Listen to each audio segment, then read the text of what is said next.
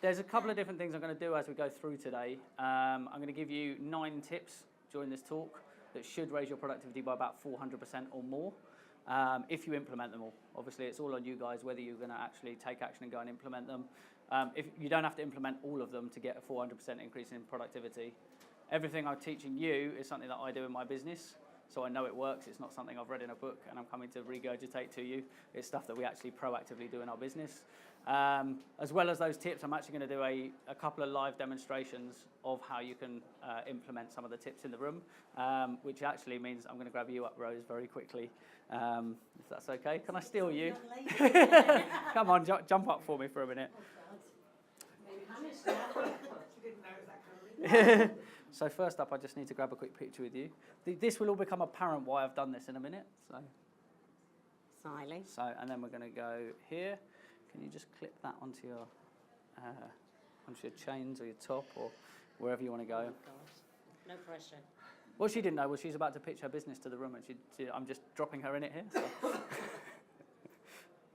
Okay. So I'm just going to quickly show you, this is actually one of the strategies that we use is related to videos. No, come and grab a seat. We're just doing a demonstration, so grab a seat, that's fine. It could have been you, Sheila. You could have been the one up here talking. So we're just going to quickly do, so the idea of this is Rose is just going to record a very short video about what her business does, and it'll all become clear in about 30 minutes why she's done that, okay? So we're just here at Bucks Business Expo with Rose. Rose, you run a fantastic Portuguese wine company. Can you just tell me a little bit about that? You do importing Portuguese wine, right? I do import Portuguese wines and distribute them. So I do go out to Portugal, to different regions, and select wines from different regions and bring it to the UK. Okay, brilliant. I know that we've experienced it at the MSO Workspace. We did an event recently, some fantastic wines. Eventful. A very eventful event at the MSO Workspace. If you haven't seen that, check it out on social.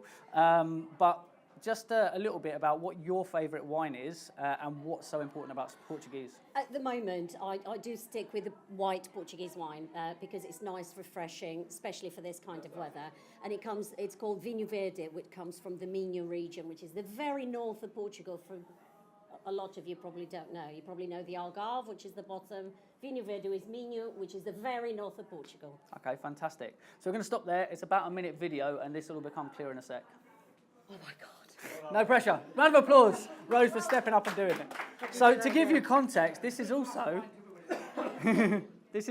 partly Rose is getting into video, and the best way to do it is to get on and do it. You might have to. Actually, I'll give you that, and you can unclip in your own time. So I just have one thing I need to do before we can kick in with the tips with this piece of video, so that you can understand what we're doing. Sorry, guys. Just a quick show of hands. How many people in the room think they're as productive as they could be? Well, that would. I was going to say you're in the wrong room if that's the answer. But I'd like to challenge you to think that maybe there is something that you can learn and a way that you can improve upon your productivity.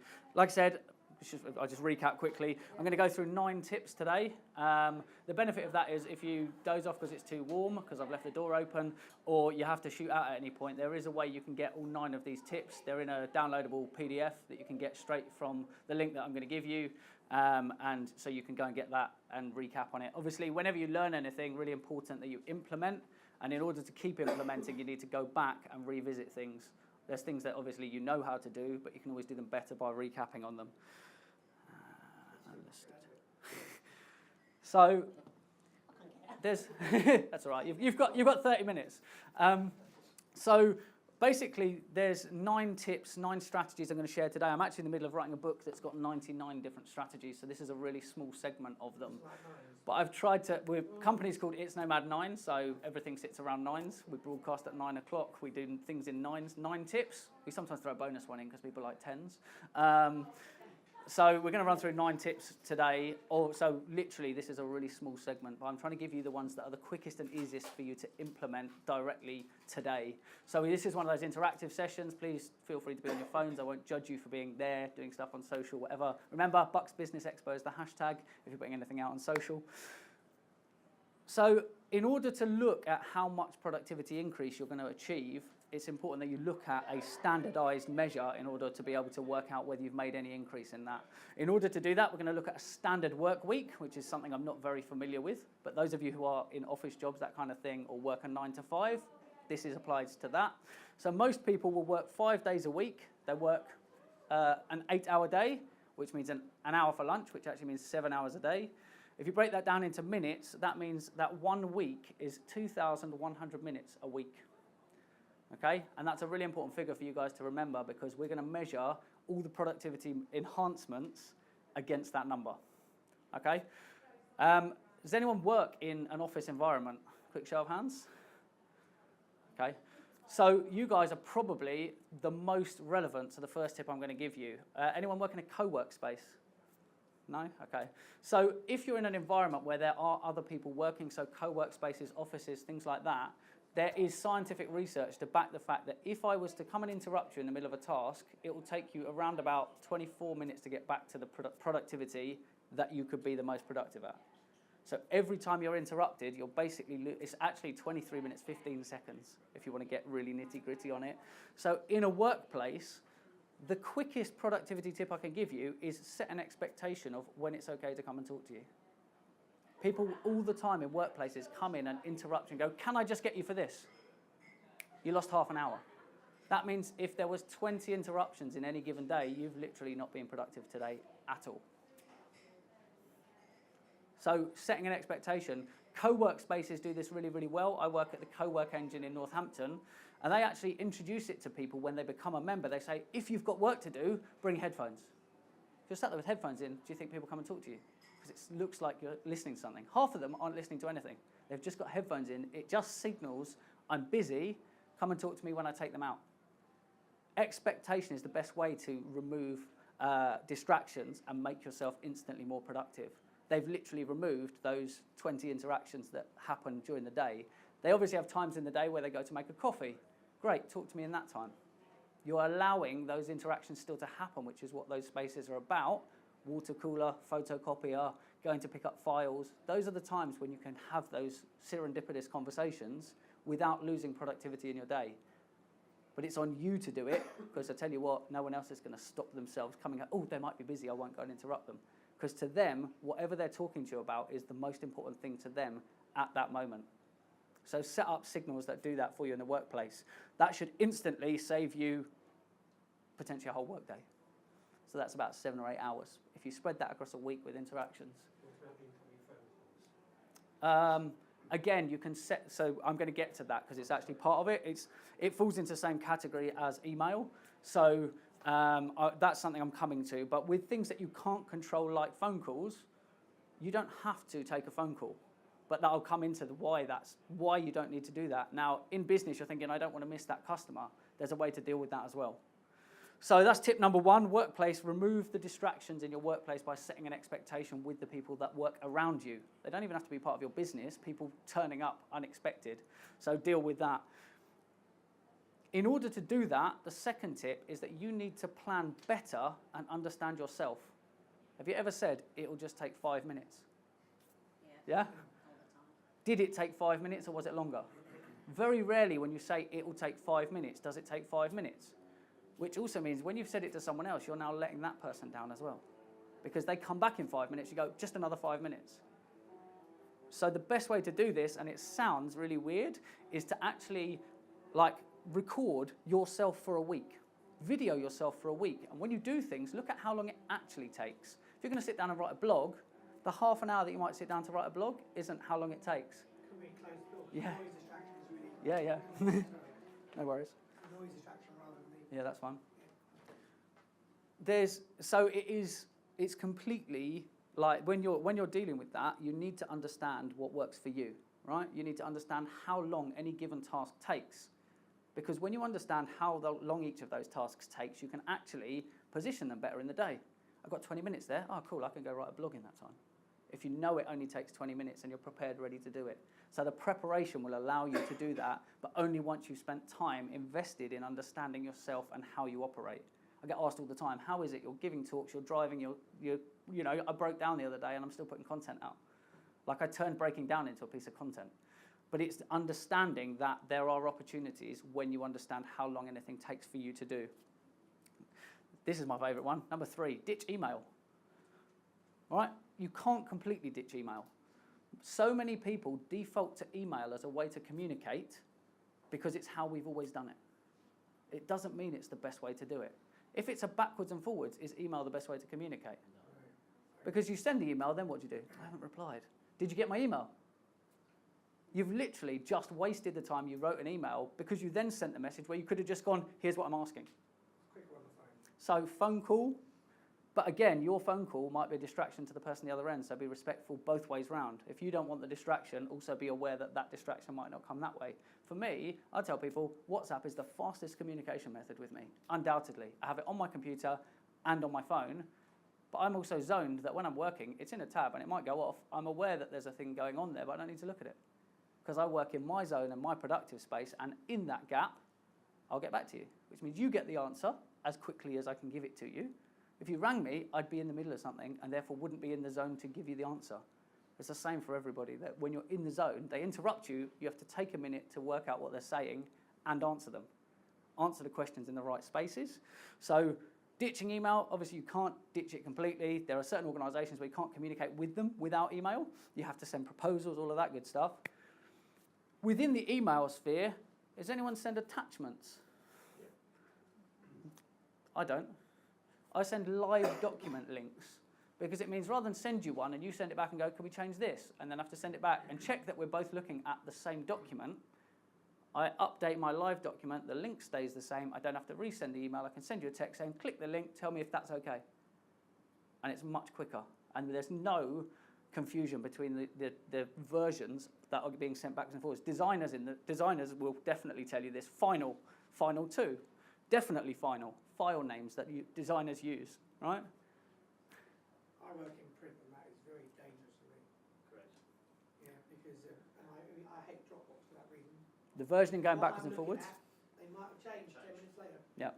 And so I use WeTransfer for big documents, but that's what they've seen, that's what they've approved, that's it. No harm. Obviously, the tips I'm sharing will differ for different businesses. There are certain businesses where it doesn't matter. Email, it's impossible for me. But if I was to set up with you and I wanted to do print jobs with you, I would challenge you on that and I would say, can't we work with Google Drive where it tells you what time I updated it? Yeah, absolutely, yeah. Well, but if you've updated it afterwards, it could be a problem. But Mark, you've also got the font types, haven't you? Fonts. Yeah. People install or open a document there and or something like that. And it's changed and broken. So what you're seeing is different. I mean, I have to live with those things. Yeah. And for me, because I know it's a general point for you, I can't ignore email because that's where all this comes. Yeah. You know, and if someone wants a job now, I don't look at it for 2 hours. Can I upload a file through your website? Yeah. So why do I need to email you? People do. I tell you what, I've got all my emails, right? In block capitals in red at the bottom, it says, if it's urgent or important, phone me and I give the number. Yeah. And people don't. That's brilliant because that's exactly where I'm next going with email. Is the setting the expectation in the workplace happens in digital as well. If you email me before 10 o'clock, you're not going to reply until after 10 o'clock because it's not productive to me. How many people in the room work with email and check their email first thing? So all you're doing is adding to your workload, right? In the example, giving a standardized week, let's say on any given workday you have 10 tasks. You get to the office and you open your emails and what? You either have to take action on the email, which is task 11, or you have to come back to it, task 11. So you've created a bigger workload which will instantly make you less productive because you feel overwhelmed. You literally overwhelm yourself just by the way you work. Those emails ain't going anywhere. If it was important, they'd pick up the phone. They don't. So but it's setting the expectation. When I send a proof to someone, it says, you know, print it out, don't just leave it on the screen, and it says if it's approved, call me in block capital on this number, and even that's approved. But they're emailing you back. If I don't look at that email for another 2 hours, I've maybe missed the deadline. But they're emailing you back because you're communicating by email, which goes back to the first question, why are you using email? Yeah. So you've set up that system that fails by communicating by email. By removing it, instant messages that come through and you see them, like do your emails come through on your phone? I don't read them on the phone. But that in itself as a productivity thing, by doing that, you wouldn't miss them for 2 hours. So be open to, like, I'm not saying you're doing it wrong. There are opportunities to improve for everyone. So emails, setting the expectation on when you would deal with emails so you don't overwhelm yourself and you can get stuff done. This is my favourite one. Number 4, use the tools. All right? That sounds really general. Anyone in the room got a smartphone? I can nearly guarantee that no one in this room is using their smartphone to its full capacity. Take it from someone who got told by Apple last week that I've used 5 years of usage on my battery in 18 months. I really use my phone, and really use my phone. So I'm looking at every possible opportunity within a tool to make myself more productive. So that means there are things within your devices that you're probably currently not using. You might work on a smartphone and a computer. Where do you do your emails? Computer, right? Why? Why don't you do it on your phone? Which is more productive? I can do an email while I'm walking somewhere. I don't lose any time. If I'm sat at a computer, I've lost time. So I'm literally losing time by the way and the place that I choose to do work. The productivity changes. When we get to some of the other tips, you'll understand why you move it to your phone. You can do it in different places. It depends, again, if you're attaching files and things, it changes. But again, if you're working in the cloud, I can do that. I can send files while I'm walking down the road, while I'm on the bus. I can literally do work anywhere from my smartphone. Huh? You get good insurance. I got my phone replaced, but within a day when it last went. Have more than one device, backup plan. So use the tools. There are loads in there. If you were partially sighted, you would already know about these tools because they are accessibility options within your phone. They are in every smartphone because they're designed as accessibility. Just because they're accessibility options for one person, they are productivity tools for another. Like, I'm not partially sighted, yet I use the tools a partially sighted person would use because it allows me to, guess what, not look. I'm now not looking at my phone, which means I can do other things. So I can now simultaneously do 2 tasks, which will come on to multitasking, and I know there's a bone of contention with multitasking. Using the tools, tip number 5, talk more. Inside those accessibility options, you can use voice to text. The literal statistic with voice to text is if you were to sit down to type, the average user types at about 40 words a minute. The average person speaking speaks at about 150, 160 words a minute. Okay, it might get it wrong, but with a 20% error and correcting it, you're still increasing your productivity hundreds of percent. It's native in your device, so it allows you to do your emails, your text messages, your blogs. Every method of communication within your device can be done by your voice. Those who really use their phone have voice-activated phones where they can start sending text messages without ever touching it. It means I can do the washing up or cook and carry on doing things. It's what I refer to as... So that's interesting. Dependent on which device you've got. Android works on a collective cloud, so it listens to all of the people who are using it, and it's always instantly better when you start using it than an Apple device. But an Apple device, after 6 months of usage, will be way further advanced because it's native in the device and gets to know you and how you talk, and you train it and add the words you use. So if you have a brand name, you would have to teach it, but you don't have to teach it once, and then it's literally this little PA sat in your pocket doing your work for you. All these people talking about going and getting PAs, VAs, great, you've got one, you're just not using it. The tool is already there in your pocket. I'm glad there's no VAs in the room. So we've used voice to text. What about we flip on its head? Text to voice? If I was blind, how would I read a web page? So no one want to tell me their web address?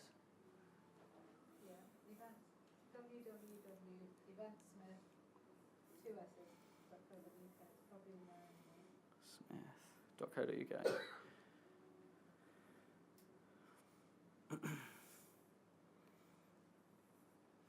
To allow for the internet. https://www.eventsmith.co.uk 100% 07809. So the bit at the beginning you have to ignore. Hello@eventsmith.co.uk. It reads me the code. Bucks Business Expo. Sheila Smith is well known as a business matchmaker extraordinaire, organising popular networking The reason it sounds like that for small to large businesses. Exhibitions. is because I've sped it up, which means I don't now need to read that website. I can listen to it. And I do that in my no extra time. Walking somewhere, sat on a bus, doing the washing up, cooking dinner. They're all times where I can consume content. Which also means you can record it and put it up as an audio. And you can listen, so you could create the audio. So you want to go to the next level, you give them all the options. You give them a video, you give them an audio, and you give them text. That is the best solution for every web page in the world, right? And there's a way to do that. That is native in the device. It's for blind people. That is within your accessibility options. Yeah, every single smartphone in the world has it because it's for blind people. How could I use this? Did you notice I didn't have to do anything except for 2 fingers on an iPhone swipe down from the top once it's set up? What that means is, yeah, you have to turn it on. It's not natively turned on because it'd be really annoying for most people not knowing what's going on. But within that accessibility options that you've got, now what would I do when Ryan goes, oh, cool, could you proofread this website for me? Yeah, cool, bookmark. When am I doing it? Over dinner? I'm not interrupting to do that now. I will get back to you in my next available piece of net time. So I'm turning web pages into podcasts. Bookmark, bookmark, bookmark. If you're synced up, I'm clearly an Apple user, but all my devices are Apple, yet the software is Google, and it is synchronized across all devices. So I can bookmark on my computer, walk out the house and go, read me that. And walk down the road with my headphones on and listen to the web pages. It's also really like this will be the biggest productivity hack for you if you have anything to do with websites. That piece you heard at the beginning, go to any major website and listen to what it tells you. It will tell you the same information 3 times at the top of the web page. Every single good website has 3 pieces of information at the top that are the same because it's reading you the code you can't see. And that's what makes those websites good and ranks them well, because it's got all this text and stuff going on that you can't see. As a blind person, you wouldn't know you can't see it. But as someone who can see it, you go, where's that reading from? You heard all the HTTP. It's telling me as a blind person how I can, like what page I'm on to check I'm on the right page. That's all it's doing. So if you want to hack your website, do this. If you want it to be better and you want it to perform better. Anyone got a Google Home and Alexa or uses Siri? Alexa, yeah. Right? Voice. People are using voice. Hey Alexa, could you do that? Right? Hey Alexa, what's the weather like? It's a web page that is being read back to them. It is doing that for you and charging you like, what, £100 for a device that sits in the corner, which you could do on your phone since like 10 years ago. They just cleverly marketed it and sold it to people and have taken the technology up a level because they've synchronized it with other things. Sorry. That's okay. So when you do it within your devices, you're literally going to Alexa and Google Home level. My brother sent me a Google Home. I went, that's great, except I'm on a business account and it won't work. It doesn't work for a business Google account, strangely, because it's a home device. It's designed for home interaction. So if you're on a corporate Google account, I can't access my calendar through my Google Home. But I can just shout on my phone and it'll tell me what's on there. So it's great for listening to music, but that's about all. It was a really expensive speaker. So when you deal with the device and you use your device to the level I do, those 2 tips alone, if you implement them on everything, is a 400% productivity increase. Just those 2 tips. If you didn't implement anything else. We've had web pages and stuff read back. We've talked about voice on the web and like why Alexa and Google Home and stuff is working. Anyone listen to audiobooks? Cool. So why have you never listened to a web page? It's the same technology. So it's already there and you're used to doing it. You just haven't seen the opportunity to do it with a web page or known how to do it. That's exactly the purpose of this talk, is to show you that it can be done. If you haven't, I would highly recommend like an Audible subscription. You can get like a free subscription to sign up. If you really want to growth hack it, you heard it there when we were listening to Sheila's. I listen to my audiobooks at like 1.5 speed. It depends on your own preference, but it means that a general book is about 8 hours. It means I can do it in about 6.5. It means every day I can read a book. How many people in the room can read a book in a day? My girlfriend is not in the room. She can definitely read a book in a day. She's read one at an event we went to. It is possible to do it, but this allows you to do it in your spare time. How many people drive for like more than a couple of hours in a day? There's 2 hours, that's a quarter of a book, or a third of a book if you're listening to it faster. you're making the use of the time that you've already got that you're not currently using. Obviously, there's phone calls and things that happen while you're doing that. Making the use of the time and what works for you. Super, super important. Some people are going to hate me for the next one. Number 7, get up earlier. Oh, yeah. Anyway, yeah. There's a reason to start work earlier is no one else is. Yeah. I start work at 4 a.m. and between 4 and 8, I do more work than most people in their full work day. Because no one's interrupting me, no one's distracting me, except for people in Australia and America. So you're allowing yourself to remove all distractions by choosing when you work. If you work for yourself, you choose when you work. You have to have client time, and you have to be able to face clients when they're working. But imagine that 8-hour, 7-hour work day, 9 to 5, you can see clients for 7 hours now because you don't have to do anything else because you did it in time when you weren't being distracted, which means it got done quicker. So 2 hours, an hour before, an hour after, allows you to do the things that would have filled out time and you would have lost appointment slots. I generally fit about 8 to 9 appointments in a day, and I'm still running my business around that. So, and that's within general work day when everyone else will meet me. Sometimes I push people to 8 o'clock. So get up earlier and you'll achieve more. If you don't want to do it, outsource it, right? If you don't if missing an email, missing a phone call, it's really expensive to your business. If people choose to communicate that way and you know you can't change them, depends on who you're dealing with and working with, like councils, for example, you know that's going to be email communication. It's probably going to take 3 months and it's going to go backwards and forwards, and there's going to be different versions, and then people are going to get confused. But you know that happens. Is it worth your time to be doing that job and that task? If it's not, get someone else to do it. Do your best work. For me, talks and education, 2 things I actually care about doing in my business, right? Education is showing and sharing people's stories, so it is implementing strategy for people. The high-level strategy for businesses within digital media is where I excel. Anyone know what my kryptonite is? What I'm absolutely terrible at? And I'm not ashamed to say it. Diaries. Hate them. Oh, are you free on Thursday? No, I can do Wednesday. Oh, well, I can't do Wednesday morning. Can we do Wednesday afternoon? No, I'm not available Wednesday afternoon. Can we do Friday? Unproductive. That's why I don't like it. It literally, I feel like my soul crumbles and I have to deal with dates. So I've outsourced it. People think I'm being rude when I say, fantastic, yeah, I've been at a business networking. Can we arrange a time? Yeah, fantastic. Can I connect you with Louisa and she'll book something in for you? Done. Not mine now. And I go back to delivering content. High level also earns me the most money, which means I can then pay someone else to do the other stuff. Outsourcing doesn't cost money when you get your head around it. People say, I'm too small to outsource. If you've got more than 5 clients, you are not too small to outsource. You just have to decide what to outsource. You have to find the things that soak up your time, that is an easy, repeatable task that you can get someone else to do. You can also do it through tools. I know Simon uses an online calendar, so you can book in. You can go to it and book in. Great, could you go to my website and book something in because I'm not sure what's available? Easy way to do it. So do what works for you. Find that. Exercise more. Anyone think they don't have time to exercise? Mark don't exercise, do you? We're on 8 now, yeah. Exercise more. If you think... Like 40 hours a week, is that enough? That's like a full-time job. Exercising puts you in a good mood, allows you to do better work, and when you think you don't have time, you go back and you're more productive. So you're doing more in less time, which means you do have the time to do it. And you perform better. Yeah, exactly. So now you're really getting it. Listening to websites. So things like that, you can go for a run and listen to and educate in the morning. Guess what? You get to the office and you're pumped and ready to go.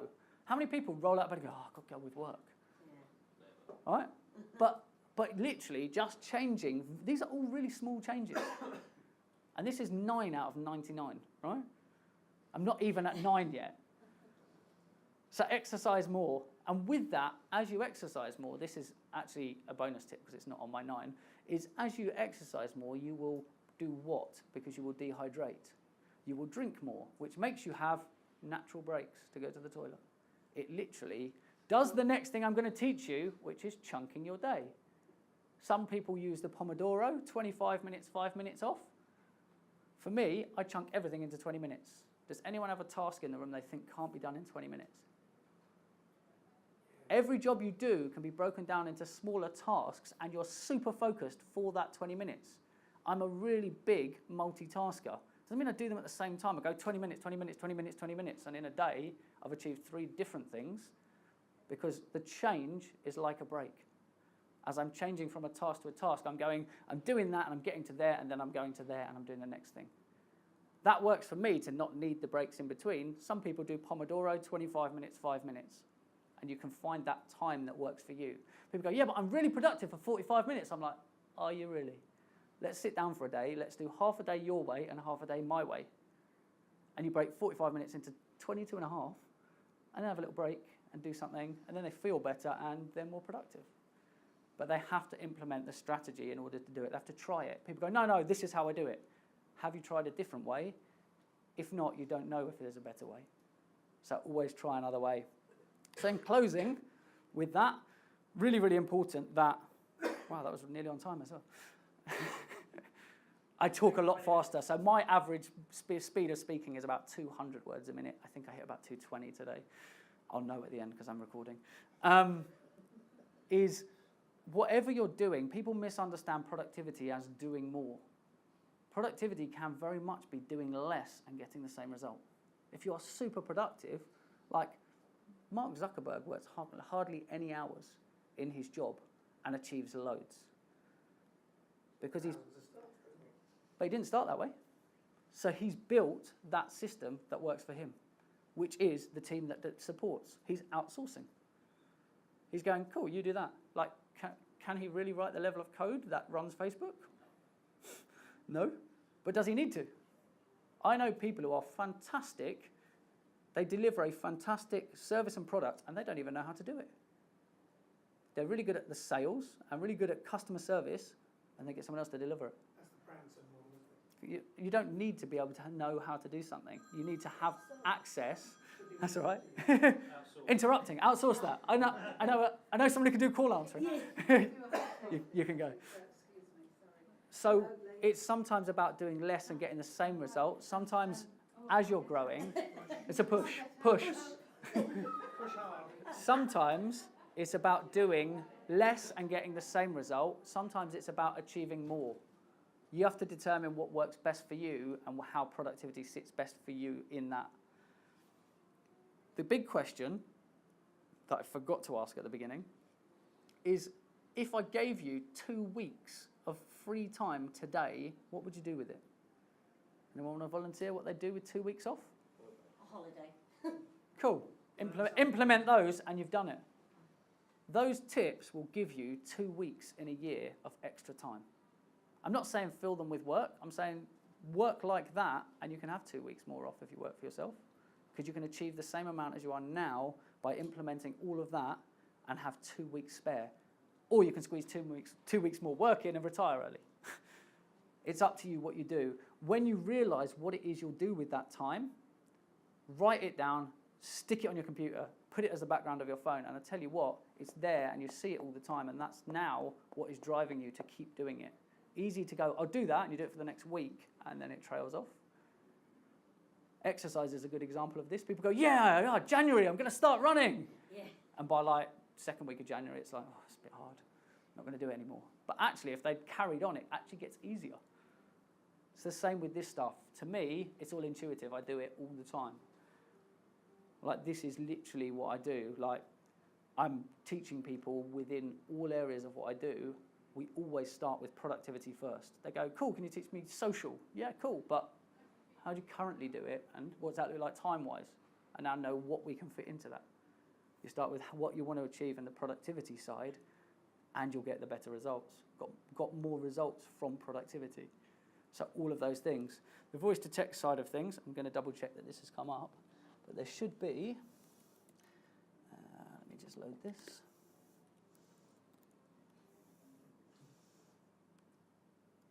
I must have done my phone. Apparently my internet's just gone off on my computer, which is super helpful.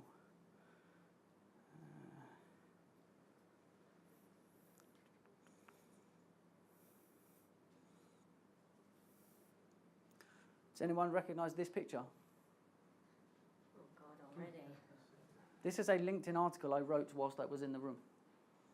And it is everything that Rose told me about her business with links to her website. Not bad for 30 minutes. I recorded a video at the back of the room. I created a podcast. I wrote a LinkedIn article. And I promoted someone else's business. And I gave you all 2 weeks' worth back, all at the same time, by implementing strategies that I talked to you about today. Anyone in the room think they're not going to get any more productive from these tips? I think I've done my job. Thanks, guys.